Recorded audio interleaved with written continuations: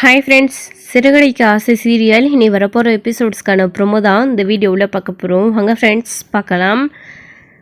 இப்போது வேணும்னே ரோகிணி அந்த மேனேஜர்கிட்ட பேசி ஆர்டரை வாங்கியிருக்காங்க. இது மூலிமா மனோஜ் கூட பழகி நம்ம எப்படியாச்சும் அவனோட மனசை மாற்றிடலாம், அப்புறமா இந்த டிவோர்ஸ் கேஸை அவனை வச்சே வாபஸ் வாங்க வைக்கணும் அப்படின்ட்டு ரோகிணி மனசுக்குள்ளே நினச்சிக்கிட்டு தான் இந்த பிஸ்னஸில் பார்ட்னர்ஷிப்பாக இறங்கியிருக்காங்க மனோஜ் கூட. அதுக்காக ஷோரூமுக்கு போய் எப்படியெல்லாமோ பேசி ஆசை வார்த்தைகளை பேசி மனோஜை மயக்க பார்க்குறாங்க. ஸோ கன்வின்ஸ் பண்ண பார்க்குறாங்க. அவருமே ரோகிணி பக்கத்தில் வந்தாலே ஒரு மாதிரியாக இருக்குது அப்படின்னு தான் சொல்லிட்டு இருக்காரு. ஸோ கண்டிப்பாக மனோஜ் ரோகிணி ஏதாச்சும் ஒரு விஷயத்தில் பேசினாங்களோ பழகிறாங்களோ ஏதாச்சும் ஒரு சின்ன விஷயம் பண்ணாங்கன்னா கூட கண்டிப்பாக மனோஜ் ரோகிணியோட வலையில் விழுந்துருவார். அது அவருடைய வீக்னஸ்ஸு. ஸோ இதை வச்சு ரோகிணி வேணும்னே கரெக்டாக பிளான் போட்டு மனோஜ் கூட பார்ட்னர்ஷிப்பில் கலந்துருக்காங்க. அதுக்கேற்ற மாதிரி தான் பார்ட்னர்ஷிப்ன்ற பேரில் பிஸ்னஸில் இதை பண்ணணும் அதை பண்ணணும், ஷோரூமில் இதை பண்ணணும் அப்படின்னு சொல்லிட்டு நிமிஷத்துக்கு நிமிஷம் ஃபோனில் மெசேஜில் ஷோரூமில் ஸோ இந்த மாதிரி மனோஜை டிஸ்டர்ப் பண்ணிக்கிட்டே இருக்காங்க ரோகிணி. இதை தாங்க முடியாமல் எல்லாமே பிஸ்னஸ்க்காக தான் அப்படின்னு மனோஜ் மனசுக்குள்ளே நினச்சிக்கிட்டு பொறுமையாக இருக்கிற மாதிரி மனசு தேத்திக்கிட்டு ரோகிணி கிட்ட பேசிகிட்டு இருக்காங்க. ஸோ இது ஒரு பக்கம் இருக்க மீனா சந்தோஷமாக அந்த பூக்கடியை ஆரம்பிச்சிட்டாங்க. அதை நினச்சி சந்தோஷமாக இருக்கிற சமயத்தில் ஸோ இங்கே பெரிய பிரச்சனை முடிஞ்சிருக்கு. ஸோ ரவி விஷயத்தில் நீத்து தலையிடக்கூடாது அப்படின்றதுக்காக ரெஸ்டாரண்ட்டில் போயிட்டு வான் பண்ணிவிட்டு ஸ்ருதிகிட்டையும் பேசிட்டு வந்தாங்க. அதாவது நீத்து கிட்ட பேசிட்டு வந்தாங்க. ஆனால் அந்த நீத்து இதை வச்சு ஒரு பிளான் பண்ணிட்டாங்க. ரவியை நான் லவ் பண்ணுறேன், இவங்க இதே மாதிரி தான் ஒருத்தர் விடாமல் நம்மளை ரவியை லவ் பண்ணக்கூடாதுன்னு சொல்லி டிஸ்டர்ப் பண்ணிக்கிட்டே இருப்பாங்க. ஸோ நமக்கான டார்கெட் என்ன அப்படின்னா ஸ்ருதியை காலி பண்ணணும் அப்படின்றது மட்டும்தான் நீத்துவோடைய நோக்கம். ஸோ நீத்து எதுக்காக இப்போ புதுசாக ரவிக்கு கல்யாணம் ஆயிடுச்சுன்னு தெரிஞ்சோ லவ் பண்ணுறா அப்படின்னு ஒரு ட்ராமாவை ஸ்டார்ட் பண்ணியிருக்காங்க அப்படின்னா ஸ்ருதியோட ரெஸ்டாரண்ட்டை க்ளோஸ் பண்ணணும் அப்படின்னு தான். ஸோ இந்த மாதிரி ப்ராப்ளங்கள் எல்லாம் வரும் அப்படின்னு நீத்துக்கு நல்லாவே தெரியும். அதுக்காக தான் பிளான் பண்ணி இப்படி பண்ணியிருக்காங்க. இப்போ அவங்க நினச்ச மாதிரியே நடந்துட்டுருக்கு. ஸோ முத்து போய் மிரட்டினதை வச்சுக்கிட்டு இவங்களே அவங்கள ரெஸ்டாரண்ட்டை கொளுத்தி விட்டுட்டு கை காலை உடஞ்ச மாதிரி சும்மா ட்ராமா பண்ணி கட்டு போட்டுக்கிட்டு, இல்லை அவங்க கூட இருக்கிற அங்கே வேலை செய்கிற ஆட்களை யாரையாச்சும் சும்மா லேசாக தட்ட சொல்லிட்டு அதை வச்சு கட்டு போட்டுக்கிட்டு கை கால் உடஞ்சிடுச்சு அப்படின்னு சொல்லி இப்போது கம்ப்ளைண்ட் கொடுத்துருக்காங்க. ஸோ நீத்தோட ரெஸ்டாரண்ட் எரிஞ்சதுனால ஸோ பயங்கரமாக அந்த இடத்துல கலவரம் ஆயிடுச்சு. News paper, police station complaint, இந்த மாதிரி நிறைய விஷயங்கள் போயிடுச்சு. நீத்துவும் கூட கை கால் உடஞ்சிடுச்சு அப்படின்னு சொல்லிட்டு நீத்துவுக்கு அவங்களுடைய பேரண்ட்ஸ் கம்ப்ளைண்ட் கொடுத்துருக்காங்க. அது மட்டும் இல்லாமல் அவங்களுடைய பேரண்ட்ஸை இங்கே ஊருக்கு வர வச்சு நீத்து அவங்கக்கிட்டையும் சுச்சுவேஷனை எடுத்து புரிய வச்சு பிஸ்னஸில் இந்த மாதிரி இருக்குது அதனால அப்படின்னு சொல்லி அவங்களையும் கூட்டு சேர்த்துக்கிட்டாங்க. நீங்கள் போயிட்டு என் கை காலை முத்து வீடு தேடி அடித்து அவங்களுடைய ஆட்களோட கை கால் உடைச்சதாக கம்ப்ளைண்ட் கொடுக்கணும் அப்படின்னு அவங்க பக்கம் நீத்துவையும் வர வச்சு அவங்களுடைய அப்பா அம்மாவையும் போலீஸில் கம்ப்ளைண்ட் கொடுத்துருக்காங்க. இது தெரிஞ்சு பயங்கரமாக பிரச்சனை ஆகிடுது, கலவரம் ஆகிடுது. இப்போது இந்த விஷயம் ரவிக்கு தெரிய ஸோ ரவி முத்து சட்டையை பிடிச்சி பயங்கரமாக வீட்டில் கோவப்பட்டு சண்டை போட்டுட்ருக்காரு. நீ ஏன்டா இப்படி பண்ணுவேன், நான் கொஞ்சம் கூட எதிர்பார்க்கல அப்படின்னு சொல்லிட்டு பயங்கரமாக சண்டை போடும்போது என்னடாச்சு, எதுக்கிட்ட ரவிக்கிட்ட இப்படி சண்டை இருக்க விடுடா அப்படின்னு சொல்லிட்டு இங்க இவரு ஒரு பக்கம், அண்ணாமலை ஒரு பக்கம், முத்துக்கு ஒண்ணுமே புரியல. மீனா ஒரு பக்கம் விட சொல்லி ரவி கிட்ட சொல்லிட்டு இருக்காங்க. மனோஜ் என்னன்னு புரியாம குழம்பி போய் நின்றுட்டு இருக்காரு. அப்பதான் இங்க விஜயா இருந்துக்கிட்டு, டே ரவி என்னடாச்சு, இவன் என்னடா பண்ணா, டே நீ என்னடா பண்ண போய் அப்படின்னு. அத்தை அவர் என்ன சொல்ல வராருன்னு இன்னுமே எங்களுக்கு புரியலை, எதுக்கு நீங்கள் இவர் திட்டிகிட்டு இருக்கீங்க அப்படின்னு. ஆமாம், ஆனாவும் நான் உன் புருஷனுக்கு சப்போர்ட் பண்ணி வந்துருவி, ரவி விருடா என்னாச்சுன்னு முதல்ல சொல்லடா அப்படின்னு. அப்பா இவர் ரவியை நீத்துவோட ரெஸ்டாரண்ட்டுக்கு போய் என்னை லவ் பண்ண வேணான்னு சொல்லி மிரட்டி இருக்கான். அது மட்டும் இல்லாமல் நீத்துவோட கடையை கொளுத்தி இருக்கான்ப்பா. அது மட்டும் இல்லாமல் அவங்களோட வீட்டுக்கு போய் கை கால் அடிச்சு உடச்சு நீத்து இப்போ ஹாஸ்பிட்டல் அட்மிட் ஆயிருக்காங்க, போலீஸில் கம்ப்ளைண்ட் கொடுத்துருக்காங்க. இந்த விஷயம் உனக்கு தெரியுமா தெரியாது, எதுக்குப்பா இவன் இப்படி பண்ணா அப்படின்னு சொல்லிட்டு பயங்கரமாக கோவப்பட்டு ரவி சண்டை போட்டுட்டு இருக்கவும் இவங்களுக்கு இது ஷாக்காக தான் இருக்குது. அண்ணாமலைக்கு என்ன பண்ணுறதுனே தெரியல. முத்துவை திரும்பி பார்க்குறாங்க. அப்பா இவன் சொல்கிற மாதிரி நான் செய்யலப்பா அப்படின்னு சொன்னவும், என்னடா நீ நீத்துவை பார்க்க போனியா இல்லையா அப்படின்னு. டே நீத்துவை பார்க்க நான் போனேன்டா, உன் வாழ்க்கை சம்மந்தப்பட்ட விஷயமா உன் விஷயத்தில் தலையிடக்கூடாதுன்னு பேசாதான்டா நான் போனேன், மற்றபடி அந்த ரெஸ்டாரண்ட் நான் கொளுத்தவும் இல்லை, நீத்து பொண்ணு மேலே கை வைக்கக்கூட இல்லடா அப்படின்னு சொல்கிறாங்க. இல்லடா நீ சொல்கிறதெல்லாம் நம்ப முடியாது, நீ எப்படிப்பட்டவன் எனக்கு நல்லா தெரியும் அப்படின்னு சொல்லிட்டு முத்து ரவுடி அவரோட கேரக்டர் என்ன அப்படின்றத தெரிஞ்சு வச்சுக்கிட்டு அந்த மாதிரி ரவி பேசவும் சொல்லவும் இவருக்கே ரொம்ப கோவம் வந்துடுது. நான் அந்த மாதிரி பண்ணலடா, தேவையில்லாமல் பேசிகிட்டு இருக்காது அப்படின்னு முத்து வந்து சொல்கிறாரு. மீனா சொல்கிறாங்க, ரவி இந்த மாதிரியெல்லாம் அவர் பண்ணுறவர் கிடையாது, இது உங்களோட வாழ்க்கை விஷயம்னு அவருக்கு தெரியாதா, பேசி சரி பண்ணுறதுக்கு மட்டும்தான் அவர் பார்த்துருப்பாரு, நீ ரீத்துவோட ரெஸ்டாரண்ட் கொளுத்துற அளவுக்கு இவர் ஒன்றும் மோசமானவர் கிடையாது அப்படின்னலாம் வந்து மீனா பேசிட்டு இருக்கவும், நிறுத்துங்க நீ தேவையில்லாமல் இந்த ரவுடி புருஷனுக்கு சப்போர்ட் பண்ணிட்டு இருக்காதீங்க, நான் கூட இவனை இவ்வளோ நாளா அப்படி தான் நம்பிட்டு இருந்தான், ஆனால் இவன் நல்லவன் கிடையாது, இப்படி போய் ஒரு நீத்துவோட ரெஸ்டாரண்ட்டில் கொளுத்திருக்கான், இது எவ்வளோ பெரிய இஷ்யூஸ் ஆகிருக்கு தெரியுமா, அவ்வளோ பெரிய ரெஸ்டாரண்ட்டை இவன் எப்படி கொளுத்திருக்கலாம், அது ஒரு ரவுடிங்களோட ஆளுகளை வச்சு இதெல்லாம் பண்ணியிருக்கான், இவனுக்கு எவ்வளோ கொழுப்பு இருந்திருக்கும் அப்படின்னலாம் வந்து ரவி சண்டைப்படுவோம். போதும் நிறுத்துங்க ரவி, தேவையில்லாமல் அவர்கிட்ட சண்டை போட்டுட்டு இருக்காதீங்க அப்படின்னு அவங்க ஒரு பக்கம் பேசிட்டு இருக்க. அண்ணாமலை வந்து முத்து என்னடா இது அப்படின்னு, அப்பா நீங்களும் அவன் சொல்கிறத கேட்டுக்கிட்டு என் மேலே சந்தேகப்படாதீங்க, நான் இந்த மாதிரி செய்யலை அப்படின்னு சொல்லவும், டே ரவி என் முத்து எதோ பண்ணாலும் யோசிச்சு பண்ணுறவன், இந்த மாதிரி பெரிய பிரச்சனை ஆகும்னு தெரிஞ்சு அவன் எப்படிடா அதெல்லாம் பண்ணுவான், அது மட்டும் இல்லாமல் மீனா சொல்கிற மாதிரி இது உன்னுடைய வாழ்க்கை விஷயம் அப்படின்னு அவனுக்கு நல்லாவே தெரியும், கண்டிப்பாக அவன் இதெல்லாம் பண்ணியிருக்க மாட்டான் அப்படின்னு அண்ணாமலை சொல்லவும், இதை யாருமே நம்புறது கிடையாது.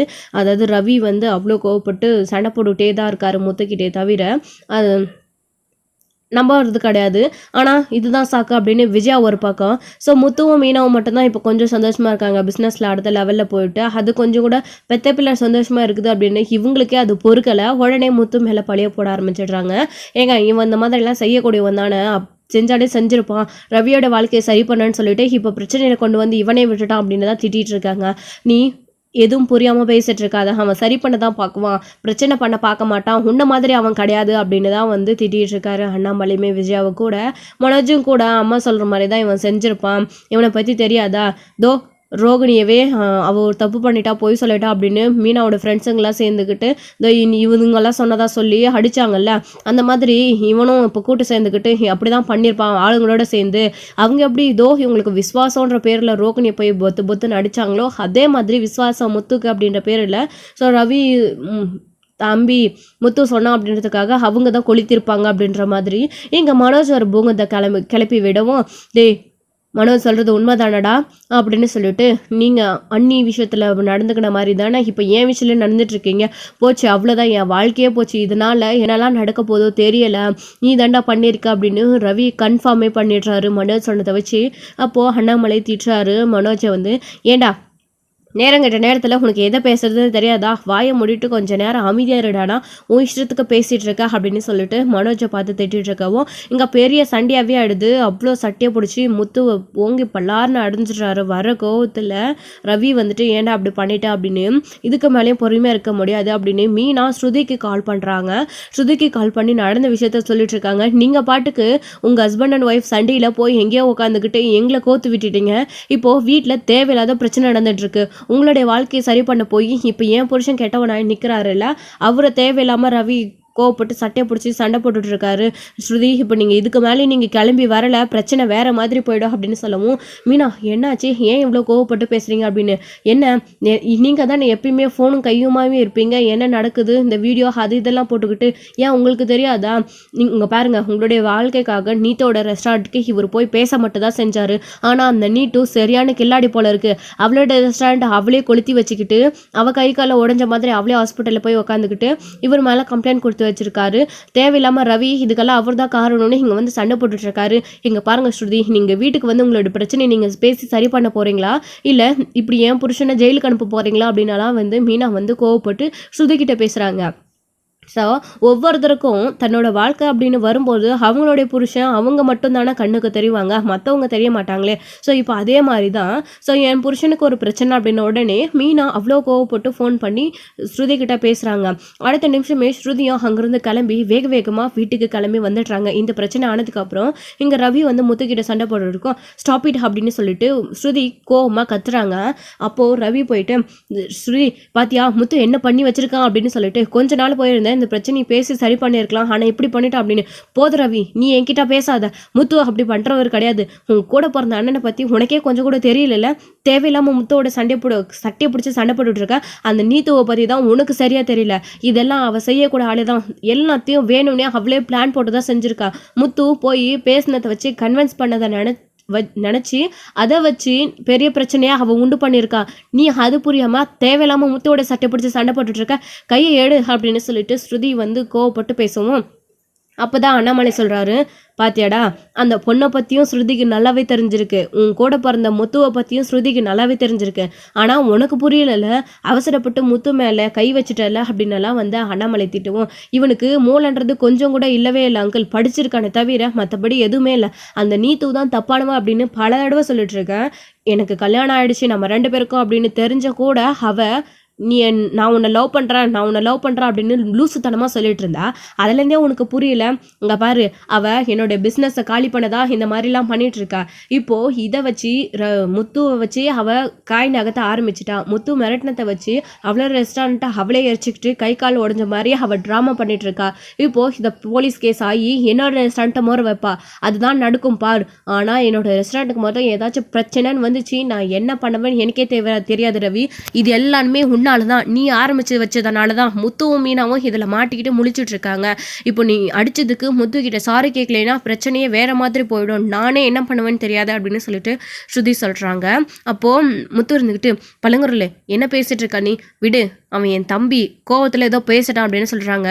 நீங்க அமைதியா இருங்க முத்து, அந்த நீத்துவை பத்தி இவன் தப்பாக புரிஞ்சுக்கிட்டு உங்கள் மேலே கை வச்சுட்டான், அது எவ்வளோ பெரிய தப்பு, இவன் தான் முட்டாளாக இருக்கான், மற்றவங்க எல்லாரையும் இப்படி கோவப்பட்டு திட்டிக்கிறதுனால என்ன ஆக போகுது அப்படின்னு தான் வந்து ஸ்ருதி வந்து பேசிகிட்டு இருக்காங்க. அப்போ மீனா சொல்கிறாங்க ஸ்ருதி கிட்ட, அதாவது ரவி கிட்ட, பார்த்தீங்களா ஸ்ருதி எந்த அளவுக்கு அவரை புரிஞ்சு வச்சிருக்காரு அப்படின்னு, அவர் இப்படி பண்ணக்கூடியவர் அவர் கிடையாது, அந்த பொண்ணு தப்பானவ, உங்களோட வாழ்க்கைக்காக ஹெல்ப் பண்ணுறதுக்கு தான் அவர் போனார், ஆனால் இப்படி அவர் மேலேயே பழிய போட்டிங்களே, இங்கே பாருங்கள் ஸ்ருதிக்காகவும் உங்கள் கூட பிறந்த தம்பின்றதுக்காகவும் தான் யோசிச்சு இவ்வளோ இந்த பிரச்சனையை சால்வ் பண்ணணும் இந்த குடும்பத்துக்காக அப்படின்னு பார்த்தீங்க, ஆனால் இந்த குடும்பத்தில் இருக்க யாருக்காச்சும் நீங்கள் ஹெல்ப் பண்ண போனால் அது உங்களுக்கே திருப்பி விட்டுடுறாங்க, உங்களுக்கே அது பிரச்சனையாக போய் முடிஞ்சிடுது. இனி யாரோட வாழ்க்கையிலையும் நீங்கள் வந்து உள்ளே போயிட்டு தலை நுழைஞ்சி எதுவுமே பண்ண வேண்டாங்க, எதுக்கு உங்களுக்கு வீண் வம்பு, அவங்களோட வாழ்க்கையை அவங்களே சரி பண்ணிக்கிட்டோம், நீங்கள் எதுக்கு தேவையில்லாமல் போய் அதில் தலையிடுறீங்க, நீங்கள் போய் அந்த பிரச்சனையை சரி பண்ணுறேன்னு போகிறதுனால தானே உங்களுக்கு இவ்வளோ அவமானம் வருது, என் புருஷன் மற்றவங்களுக்கு ஹெல்ப் பண்ணுறேன்னு போய் தலை குனிஞ்சு நிற்கிறத என்னால் பார்க்க முடியாது, வேணாங்க அப்படின்னு மீனா சொல்கிறாங்க. அப்போ அண்ணாமலை சொல்கிறாரு, என்னம்மா மீனா நீ அப்படி பேசிட்டு இருக்க அப்படின்னு. ஆமாங்க, அவ என்னமோ பெரிய இந்த மருமக, இந்த வீட்டை புரிஞ்சுப்பா, எல்லாத்தையும் புரிஞ்சு அனுசரித்து நடந்துப்பா அப்படி இப்படின்னு நீங்கள் பார்த்தியா, இப்போ தன்னோட சுயநலம் அப்படின்னு எப்படி ஒதுங்கி போகிறா அப்படின்னு சொல்லிட்டு அவளை பற்றி உங்களுக்கு இன்னும் முழுசாக புரியலைங்க அப்படின்னு சொல்லிட்டு இருக்காரு. நீ வாயை மூடிட்டு அமைதியாக இருக்கிறியா, எரிகிற நினப்பில் நீ ஒரு பக்கம் எண்ணெய் ஊற்றிட்டு இருக்காத முத்து, இந்த குடும்பத்துக்காகவும் இந்த குடும்ப நல்லதுக்காகவும் தான் அவங்க 2 பேரும் யோசிச்சு பண்ணுறாங்க. நமக்காக முத்தை ஹெல்ப் பண்ணுறான் அப்படின்னு மனோஜும் சரி ரவியும் சரி கொஞ்சம் கூட யோசிச்சு பார்க்காம அவனை குற்றம் சொன்னால் அவன் பக்கம் திருப்பி விட்டா பின்ன வேற என்ன பண்ணுவா, அவளும் அப்படி தானே பண்ணுவா, அவன் புருஷனுக்கு ஒரு அவமானம்னு வரும்போது பேசாமல் இருப்பாளா அப்படின்னு சொல்லிட்டு இங்கே விஜயாவை வந்து திட்டிகிட்டு இருக்காரு அண்ணாமலை வந்து. அதுக்கப்புறம் அம்மா விடுமா, யார் எப்படி வேணா போயின்னு போகிறாங்க, நமக்கு எதுக்குமா, நம்ம பிரச்சனையே தலைக்கு மேலே இருக்குது அப்படின்னு சொல்லிட்டு மனோஜ் இங்கே ஒரு பக்கம் சொல்லிட்டு இருக்காரு. ஸோ மற்றவங்களை குத்தி காட்டுற அவங்களுக்கு தனக்குன்னு சுயநலமா அவங்க 2 பேருக்குமே கொஞ்சம் கூட அறிவே இல்லை. மனோஜ் ஒரு பக்கம் எப்படா ரோகிணி பள்ளியழிச்சு பேசுவாங்க அவங்க பக்கம் சாயறதுக்காக இந்த பக்கமும் அந்த பக்கமும் ஆடிட்டு நின்றுட்டு இருக்காரு. ஸோ சுயமாக அவருக்கு முடிவெடுக்க கூட தெரியாது, அவரெல்லாம் முத்துவை பற்றி பேசலாமா. ஸோ அடுத்து விஜயா, அவங்களும் அதே மாதிரி தான், அவங்க பையனை மாதிரி அவங்க 2 பேரும் ஒரே மாதிரி தான். அவங்க என்ன அப்படின்னா, ஸோ பத்திரத்தை வந்து வீட்டுக்கே தெரியாமல் தன்னோட புருஷனுக்கே தெரியாமல் செக்கை வாங்கிட்டு போய் கொடுத்து பத்திரத்தை வாங்கிட்டு வந்து வீட்டில் வச்சுருக்காங்க. எப்போ அதை சிந்தாமணி கொடுத்து அது பெரிய பிரச்சனையாக போய் முடிய போகுது அப்படின்னே தெரியலை. ஸோ இதெல்லாம் தெரிஞ்சு வச்சுக்கிட்டு அவங்களே இப்படி கேவலமாக பேசுறது கொஞ்சம் கூட சரியே இல்லை. முத்துவை பற்றி முத்துவோட விஷயத்தில் தலையிடக்கூட அவங்களுக்கு அருகதே கிடையாது. ஸோ அப்படி தான் வந்து இருக்குது அவங்களுடைய நிலமை. ஸோ ஸ்ருதி இப்படி கோவப்பட்டு பேசினதுனால ரவி, எங்கள் பாட்டு ஸ்ருதி நீ தேவையில்லாமல் இப்படி பேசிகிட்டு இருக்க அப்படின்னு, நீ தான் ஸ்டூபிட் மாதிரி நடந்துட்டுருக்க, முத்து நம்மளோட வாழ்க்கையை சரி பண்ணதான் நீத்துக்கிட்ட பேசியிருக்காங்க, அதை வச்சு அவள் தேவையில்லாமல் விஷயத்த பண்ணியிருக்கா, நீ இந்த விஷயத்தில் முத்துக்கிட்ட கோவப்பட்டு ஏதாச்சும் பேசினா அவ்வளோதான், நீ ஒழுங்காக அவர்கிட்ட மன்னிப்பு கேட்க அப்படின்னு சொல்லிட்டு இருக்கவும், என்னால் மன்னிப்பு கேட்க முடியாது, நீத்தோட இந்த நிலைமைக்கு அவன் தான் காரணம் அப்படின்னு சொல்லமோ, ஓ இப்போ புரியுது, நீ இடம் கொடுக்காமையா அவள் வந்து உள்ள நுழைஞ்சிருப்பா, புரியுது, நீ அவளை விரும்புகிற, நீ இந்த அளவுக்கு விட்டுருந்தா அவள் ஏன் உன்னை லவ் பண்ணன்னு சொல்லிட்டு தெரிய போகிறா, நீ இப்போ அவளுக்கு சப்போர்ட் பண்ணி பேசுகிறத பார்த்தா நீ எனக்கு துரோகம் தானே பண்ணியிருக்கா அப்படின்னு சொல்லி பேசவும் கோவம் வருது ரவிக்கு. தேவையில்லாமல் பேசிகிட்டு இருக்காத முத்துக்காக என்னையே நீ சந்தேகப்பட்டு பேசிகிட்டு இருக்கா அப்படின்னு ரவி வந்து ஸ்ருதியை பார்த்து கேட்குறாங்க. இங்கே பார், முத்துவை பற்றி பேச உனக்கு தகுதியே கிடையாது. எப்போ நீ உன்னோட சுயநலத்துக்காக இப்படி முத்து மேலே தப்பான பழியை போட்டு யோசிக்க ஆரம்பிச்சிட்டியோ, இதுக்கப்புறம் உன் மேலே கூட எனக்கு நம்பிக்கை இல்லை. நீத்துவுக்கு நீ சப்போர்ட் பண்ணதுக்கப்புறமும் உன்னை நான் நம்ப போகிறதுக்கு இல்லை. பார்த்தீங்க அங்கிள், உங்கள் முன்னாடியே கூட பிறந்த அண்ணனை விட கட்டின பொண்டாட்டியை விட எவ்வளோ ஒருத்தி முக்கியமாயிட்டால ரவிக்கு இப்படி பேசிட்டு இருக்கான். நடந்தது என்னன்னு தெரியாமல் கண்டிப்பாக நடந்த பிரச்சனைக்கு எல்லாமே அவள் தான் காரணம்.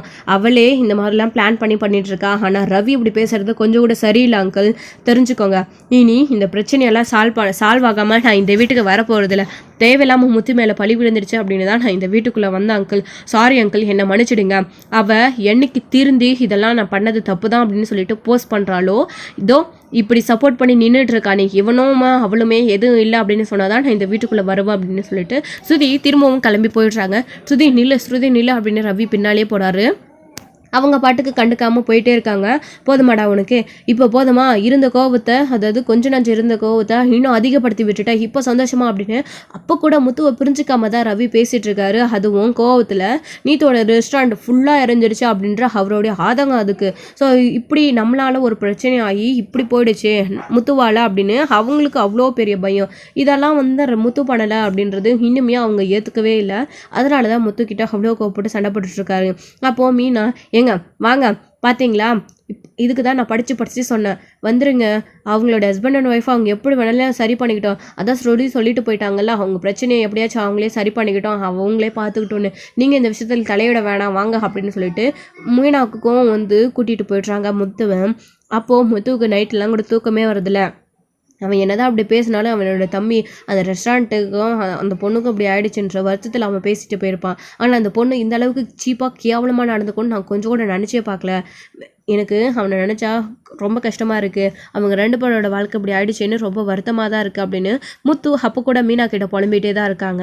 அப்போ மீனா சொல்கிறாங்க, நீங்கள் இவ்வளோ யோசிக்கிறீங்களே, உங்களை பற்றி அவங்க கொஞ்சமாச்சு யோசிச்சு பார்த்தாங்களா? என்ன ஏதுன்னு கூட யோசிக்காமல் உங்கள் மேலே பழிய போட்டாங்களே. வேண்டாங்க, இதுக்கு மேலேயும் நான் சொல்ல கேட்காம நீங்கள் ஏதாச்சும் பண்ணீங்க அப்புறம் எனக்கு சரியான கோவம் வந்துடும், நீங்கள் படுத்து தூங்குங்க அப்படின்னு முத்துக்கிட்ட மீனா சொல்லிவிட்டு அவங்க பாட்டுக்கு படுத்து தூங்கிடுறாங்க. முத்து ரவியை ஸ்ருதியை நினச்சி நீத்து பொண்ணு இப்படி பண்ணிடுச்சு, இதுக்கு என்ன பண்ணணும், அடுத்து என்ன பண்ணி இதை சரி செய்கிறது அப்படின்னு தான் முத்து யோசிச்சுட்ருக்காரு. ஸோ இதோட இந்த எபிசோடு முடிச்சிருக்காங்க. அடுத்தடுத்த எபிசோடில் என்ன நடக்க போகுது, ஸோ முத்து இதுக்கெல்லாம் காரணம் நீத்து அப்படின்றத எப்படி ஆதாரபூர்வமாக நிரூபித்து தான் தப்பு செய்யலாம் அப்படின்றத நிரூபிக்க போகிறாங்க. ஸோ என்ன பண்ண போகிறாங்க அப்படின்றதெல்லாம் வெயிட் பண்ணி நெக்ஸ்டோட பார்க்கலாம். Friends, thank you. இந்த வீடியோ உங்களுக்கு பிடிச்சிருந்தா லைக் பண்ணுங்கள், ஷேர் பண்ணுங்கள், கமெண்ட் பண்ணுங்கள், மறக்காம பெல் ஐக்கனை கிளிக் பண்ணி வச்சுக்கோங்க.